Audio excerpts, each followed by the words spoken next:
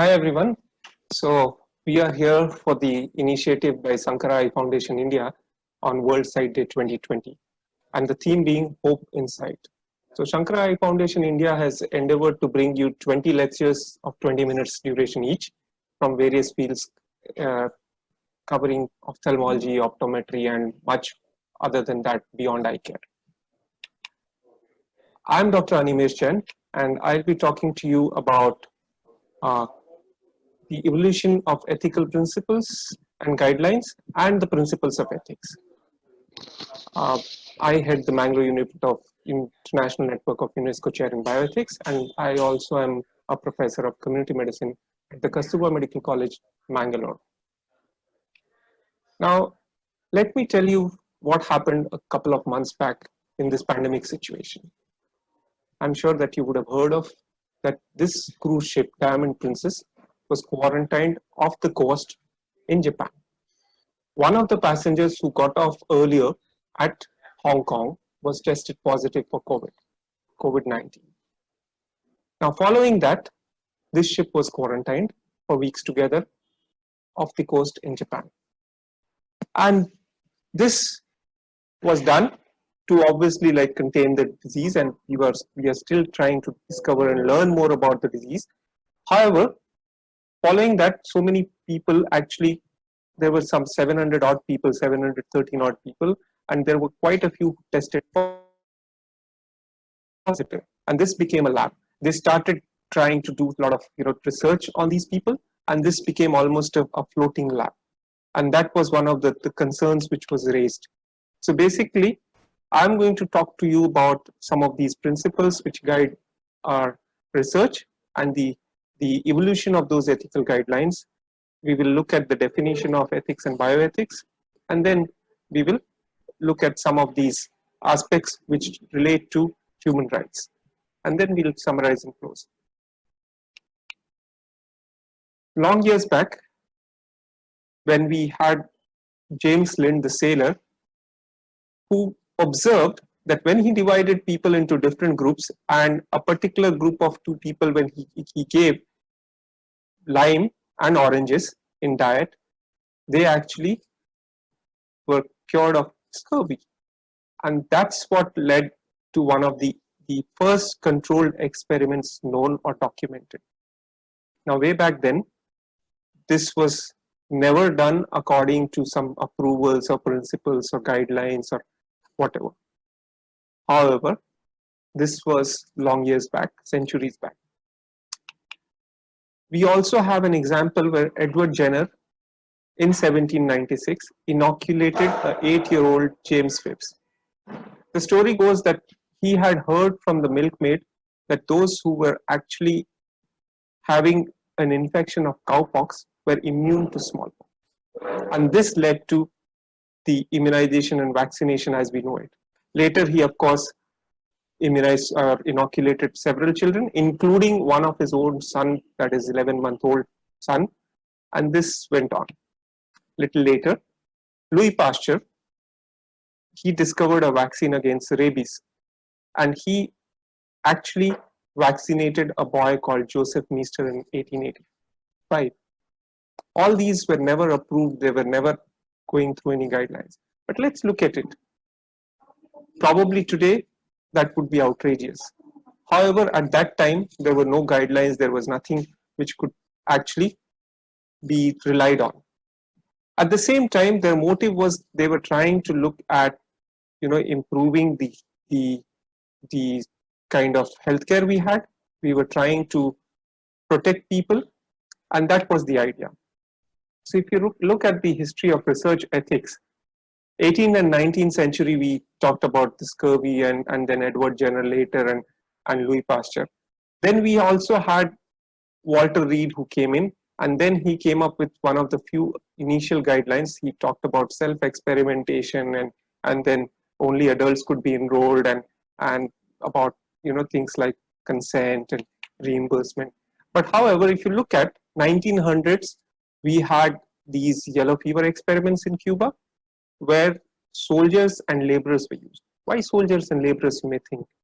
Because one, they were marginalized, and also they would follow orders.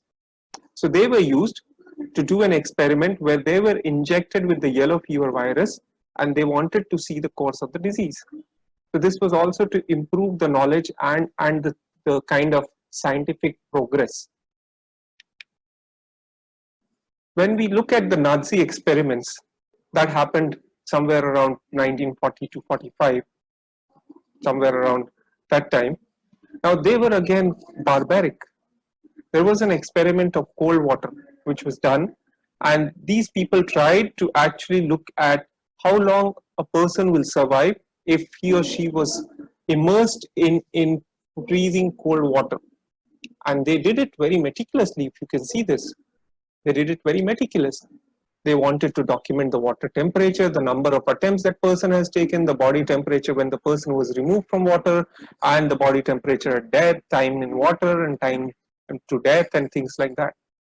Because they wanted to use this data again also from the point of view of some warfare. So a lot of things. And again, who were the subjects? The subjects were prisoners of wars. Again, you see there is a lot of violation of human rights. So all these led to the genesis of the principles of ethics. And this is another thing. The person you see in the picture is Ernest Hendon, the last survivor of the Tuskegee study of untreated syphilis, which is a kind of a landmark in the history of research ethics. Not so long ago, President Clinton, when he was in office, May 16, 1997, he apologized to the entire community, the black community, and he said, "I'm sorry." And this person recently passed away. He was the last survivor of Tuskegee study. The Tuskegee trial, interestingly, went on for 4 decades. It resulted in 28 deaths, 100 cases of disability, 40 wives were infected, 19 children were born with congenital syphilis. And what was the thing? These people were enrolled to find out the natural progression in the history and to fill the gaps of the natural history of disease. They wanted to know about how the disease progressed. And mind you, when this was happening, penicillin had been discovered. But these people were denied the treatment of penicillin. They were not given. Further to that, they were never told they had syphilis. They were told they had bad blood. And they were told that they were being given the best of treatment. What was being given? It was a placebo, some kind of liniment, some kind of rubs, and they were deceived. They were never told about it. When the enrollment rates started dropping, they went into the garb of saying that, okay, we will take care of you and we'll give you food and other things. And then they said, okay, in case you pass away, because they wanted to do autopsy on those corpses to find out more about the disease, they said, okay, we will also give you the funeral expenditure, about $10. And that's all. And how did we come to know about it? We came to know about it from the lay press. You see, there were lots of issues. There was no informed consent, there was deception, they were putting the subjects into risk, not just subjects, their families as well. And they were being exploited because they were vulnerable. They were from the marginalized society, they had low socioeconomic status. They were never told about the whole thing. And there was hardly any benefit given to the participants. So this was the New York Times headline, which broke this news by Jean Heller, and this said that syphilis victims in US are going untreated for 40 years. And this actually raised a lot of alarm, hue and cry, and then there was a commission which was set up to look into this, and then following that, these experiments were actually stopped, which you see the memorandum on your right. So basically, that's how it went on, and that gave rise to certain principles as well. Now let me talk about the presidential apology which happened in 1997, as I told you. So President Clinton, these are excerpts, if I can tell you. So these are the excerpts from the speech he gave. So he says, America does remember the hundreds of men used in research without their knowledge and consent, mind you. And they believed that they had found hope when they were offered free medical care by the United States Public Health Service. But they were betrayed. And he also goes on to say that even once a cure was discovered, that is penicillin, as I told you, they were denied help. and they were lied to by their government. So that's something which is outrageous. And then finally he accepts that what the US government did was wrong, deeply, profoundly, morally wrong. It was an outrage to our commitment to integrity and equality for all our citizens. And this was on 16th of May 1997, when still in office, Bill Clinton tendered an apology to all the community. So having said that, is it over? Is it not happening anymore? Is it so? So if you look at, again, recently, there was a Pfizer sponsored trial. There was a trial, Cano-Trovan clinical trials on pediatric age group. This was during the worst ever meningococcal meningitis. And we saw that there was no proper governmental authorization. There was no informed consent or proper informed consent. And this was again very similarly brought out by Washington Post in 2000. The court trial and the release of investigation panel reports was stalled in Nigeria. This was happening in Nigeria, and then there was a suit for 5.8 billion US dollars, which was moved to the US, and then there also the report was leaked. And then they went out of court to settle, try and do that. So this is again very recent. The things are happening. So let's look at what are ethics. Ethics is nothing but moral principles that govern a person's behavior or the conduct of an activity. And so what is that, what is this bioethics? So bioethics is combination of bio plus ethics. So ethics refers to the identification, study and resolution or mitigation of conflicts among competing values or goals. And the ethical question usually is, what should we do when we have considered all the things? And the bio is putting that context again into that question. So bioethics usually refers to the ethical implications and applications of health related life sciences. Now these implications can have entire length of from bench to bedside. That means from lab and the research to even patient care, and that's the whole gamut it spans. So basically bioethics concerns with addressing the ethical issues in healthcare, medicine, research, biotechnology and the environment, and that's why it's a bio. Typically these issues are not addressed by one field but many different disciplines, and people contribute to the bioethics discussion by drawing from their experience from different kind of backgrounds. They can be from social sciences, humanities, medicine and other things as well. So that's how it goes. Now what is the scope? So scope is enormous. If you look at, I have tried to focus on a couple of things because I'm focusing on clinical research ethics and research ethics. So clinical research ethics is one of the issues, and then consent, vulnerability, or forcing or coercion, manipulation, things like that. The ethical treatment of research subjects in clinical trials is of course an issue. So all these fall under the ambit of bioethics. So let's talk about research ethics. So we've talked about ethics, we've talked about bioethics, and then research ethics in specific. So basically it tries to address the ethical challenges or the questions that arise in the conduct of a research, and specifically more so when it involves human beings or even animals, but human beings in particular we're talking about. So that's what is the focus right now. And basically we try to also look at the distinction between identification and whether the subjects can be identified or not, and that can also make a difference because human data and human dignity and other things have to be protected. So many times when the data is kind of anonymized, then we have more protection, and then again we may not require informed consent. Of course we can go into details of that. Let's look at the evolution. I'll just quickly run through it so that I'll not go into details. So if you see, we've had different codes. So why I have marked 1947, 64 and 79, if you see, because that's when the landmark decisions and landmark kind of reports came and the guidelines came. So 47 we had Nuremberg Code, which was a fallout of the kind of Nazi trials which I told you. 1964 the World Medical Association came with the Declaration of Helsinki, and that talked about certain things including the advancement of science cannot take a precedence over the good towards an individual and the welfare of one particular individual as well. In 1979, following the Tuskegee trial, we had the Belmont Commission which reported And the Belmont report came, which laid the principles of ethics, the foundation of that. And then in India, we've had the ICMR guidelines, which have been going on, the Indian GCP guidelines.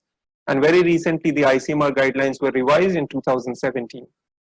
The other thing which happened is that Declaration of Helsinki has had number of revisions, the latest being in 2013. So that's being updated as well. So just to give you a gist, in 1940s, when we had the Nuremberg Code in 1947, so this was in response to the Nazi war trials and the trials which actually used prisoners of wars. And when we had the Declaration of Helsinki, it was by the World Medical Association. So it talked about the well-being of the participants should take precedence over the interests of science and society. So we cannot take the science and society as the paramount. We have to talk about the well-being of every single participant. And the Belmont report talked about the three fundamental principles, or some people say four fundamental principles. So basically the fundamentals of ethics talk about or rely on disclosure. That means if we are doing a study, we need to explain the purpose of the study and the procedures adequately. We need to recognize the voluntary nature of participation, which goes by informed consent, and they should be provided a right to discontinue participation whenever they want. The confidentiality has to be respected, and there has to be absolutely no harm or minimize the harm. So these are the principles: respect for person or autonomy, beneficence and non-maleficence, and justice. And these have to be strictly observed, and more so when we are working with children, adolescents, because there is a lot of power differential between the investigator and the participant. Coming to respect for person's autonomy, we need to respect people's right to decide for themselves. They need to decide. So informed consent is one of the things, the instrument that protects it. The participants need to know what they're getting involved in. They should be given time and information to make that decision, and they can be given sufficient information and more if they want to. They must not be coerced or forced or manipulated into participation, and definitely they should be given a chance to voluntarily consent and even withdraw if they like to. Something like that to that effect can be included. Of course, with all the guidelines of ICMR in India, we need to make a consent document which includes participant information sheet as well as a consent form. Brings me to the subject of vulnerability. So what is vulnerable? Means we are prone to, susceptible to something. So that means there are people who are inherently vulnerable. But mind you, here I would like to remind everyone that anybody at any time can be vulnerable. It depends on the context, depends on what is at stake. Having said that, there are some inherently vulnerable population, and they need to be given additional protection. Everybody needs to be protected, but the vulnerable, you will see this kind of a list if you look at different resources, including the internet, and you see including people like pregnant women, children, elderly, prisoners, refugee, and student, employee. Everybody is vulnerable. And I have added another one: quarantined in the recent circumstances of pandemic. Even they are vulnerable with their mental status, or sometimes even the access and other things. So we need to look at that. And can vulnerable population be part of research? That's my question. So there has to be a proper justification. We need to look at whether this research can go on without including that particular population. If so, then there is no justification. And if there has to be a vulnerable population included, we need to look at additional protection to be provided. So that's the principle of essentiality. That means, can we do this research without this, or this is essential? That means this particular group is essential, and then we include them. We remember informed consent, but there are certain things which are called as elements. So that means we need to disclose. We need to check for the understanding. The participant should understand. They should have a capacity, the competence to take a decision, and it should be done voluntarily. After that only comes the part of documentation, which is by putting a signature. Next is the principle of beneficence, that is doing good, and that is at individual as well as the societal level. That means we are trying to do good, and we have to always remember this principle. How do we do that? We also look at the privacy and confidentiality, which is the right of the individual. So we need to basically look at privacy and confidentiality, and the data that person provides need not be indiscriminately transmitted or shared with anybody and everybody. So we try to minimize the risk as far as possible. Coming to the justice, basically we need to look at that the subject selection has to be done fairly. No kind of group should be overburdened, or even when we are looking at the benefits which have to be given after the research has been done, that has to be also shared equally.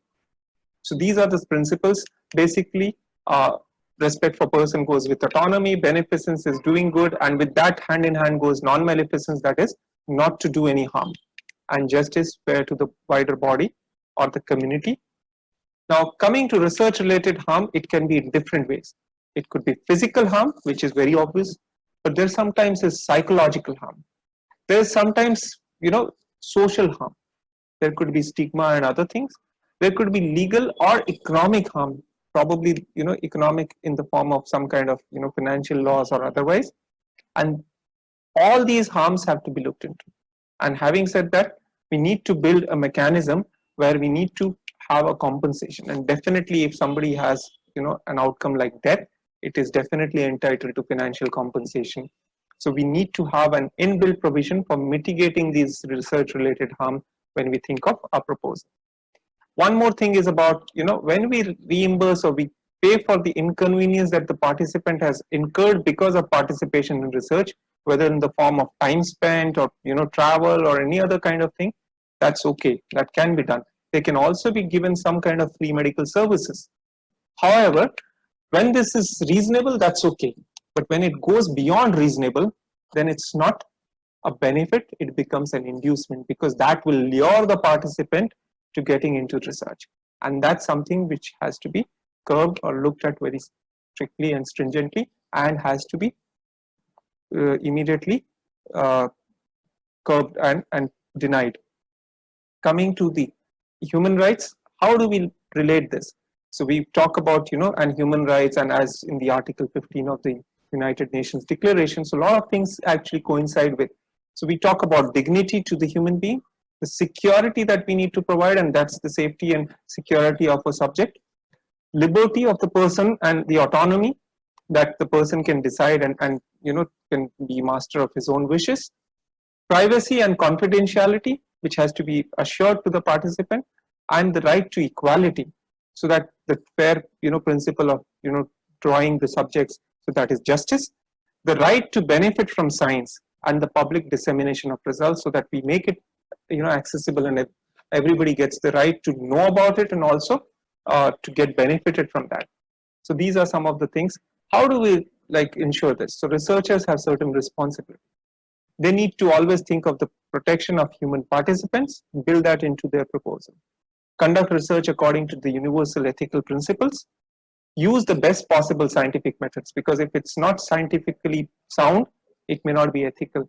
Scientifically sound things more likely will be ethical. Otherwise, bad science is also not good ethics. Obtain appropriate informed consent, which I've already talked about. Respect confidentiality. Conduct the research according to the protocol that meets also the local needs, because even the context defines many a times the different kind of the needs. Ensure compliance with ethics committee requirements.